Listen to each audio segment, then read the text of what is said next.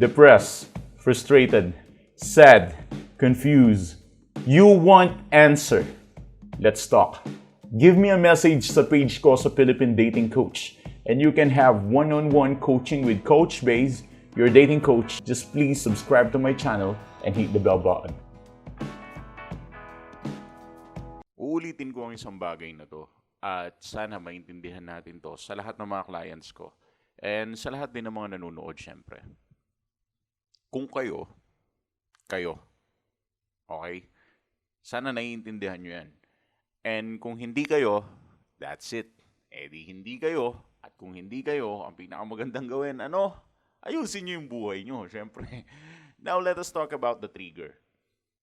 Marami kasing nahihirapan dito na i-trigger yung mind ng ex nila. Which in a matter of fact, kahit hindi mo naman i-trigger yung mind ng ex mo, matitrigger din naman yan eh. Kung minahal ka, basta't may love na nangyari at naganap, talagang matitrigger yan. So ito yung mga ways para matrigger mo yung isip ng ex mo.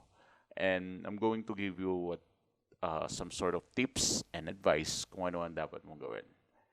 Pero syempre, bago ang lahat, pag-usapan muna natin yung mga questions mo. And as I said, yung mga questions na hindi kayang sagutin ng YouTube, kaya ko namang sagutin to kapag nagpa one-on-one coaching ka sa akin. So, ang pinaka-the best way, I think, is magpa one-on-one coaching ka. Dahil kapag ginawa mo yun, lahat ng mga questions mo sa isip mo, masasagot at masasagot ko. Gaya nga ng sabi ko, hindi YouTube ang kasagutan. Coaching ang kasagutan sa mga katanungan mo. Okay, so pa-schedule ko lang sa secretary ko for appointment. Alright, so let's talk about trigger. Paano mo ba bibigyan ng trigger yung ex mo? Let us say na social media, nagkaroon ka ng tinatawag nating radio silence. Hindi ka muna nagbukas ng Facebook, hindi ka muna nagbukas ng Instagram for how many months. You did not do this some sort of shits just for this matter. You know, hindi ka gumawa ng kahit anong kalokohan sa social media mo for 15 or 30 days. And after that, you came back. That would be the time na you are going to post something which is very, very accurate sa nangyayari o sa sitwasyon mo. Make sure na ang ipopost mo sa FB is hindi ganong pabebe, kundi ang sinasend mo is mga mixed signals. Kapag sinabi natin mixed signals, ito yung parang malilito siya kung gusto mo pa siya o hindi mo na siya gusto. Siyempre, may hirapan ka kung ano ipopost mo. Pero I think ang pinaka-the best na ipost mo lang is yung picture mo. After 30 days, After 30 days. For me, ganun lang siya. Picture mo lang ang pinaka-the best mong ipopost. And after nun, mag-post ka ng mga something like medyo edukado ng konti. Hindi yung parang puro pabebe ka lang, di ba? So, try to post something that can give education to people. So, ganun lang kasimple yung unang technique para ma-trigger siya. And the second trigger niyan, syempre yung mga friends niya. Kapag napag-uusapan ka. Especially kapag yung kausap niya yung friend mo. Yun yung pinakamalupit na trigger. Kapag yung friend mo yung kausap niya.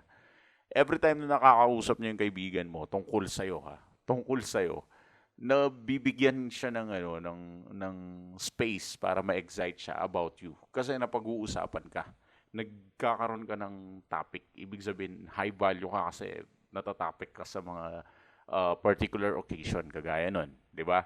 So, kapag natatopic ka na ganun, natatopic ka niya with your friend and his friend, halimbawa, kaibigan mo, tapos kaibigan din niya, tapos ikaw yung natatopic, nabibigyan siya ng trigger doon para sa'yo.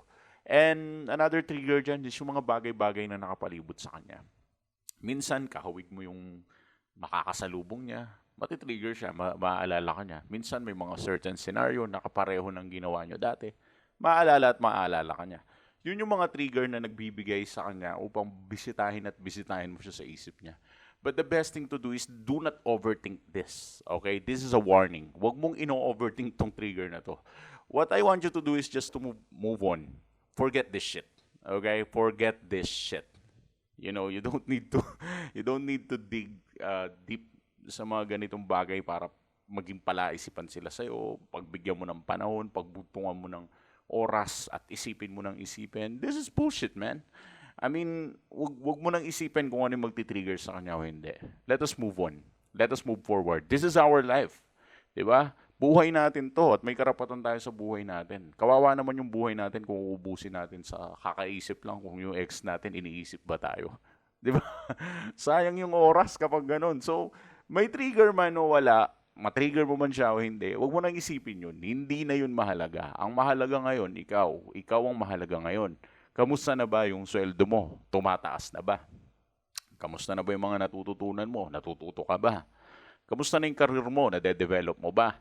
Baka naman kasi napapabayaan mo na yung sarili mo tapos siya na lang iniisip mo, di ba? Parang ang unfair nun, hindi sa kanya, kundi ang unfair nun sa sarili mo. Isip ka ng isip ng paraan kung paano diskartehan yung ex mo pabalik. Tanga! Huwag mong ubusin yung oras mo sa ganun. Imbes mag-move forward ka na. And eventually, kapag kayo talaga para sa isa't isa, pagbabalikan din kayo, pambira ka, huwag kang mag-alala. Time will come, time will come. At huwag mong masyadong minamadali lahat ng bagay. Kung kayo talaga, magbabalikan din kayo. Ang ma-advise ko lang, ayusin mo na yan, sarili mo na yan. Ngayon pa lang, ayusin mo na yung sarili mo. Di ba? Para nakaprepare ka na o sakaling bumalik siya. Eh di bumalik siya. Kung sakaling di mo na siya gusto, eh di hindi mo na siya gusto. That's it. That's how it works. That's life, man. And you need to accept it. Kapag natuto kang tumanggap, matututo ka din na maging panalo kasi you know how to accept some sort of things. And that's how it works.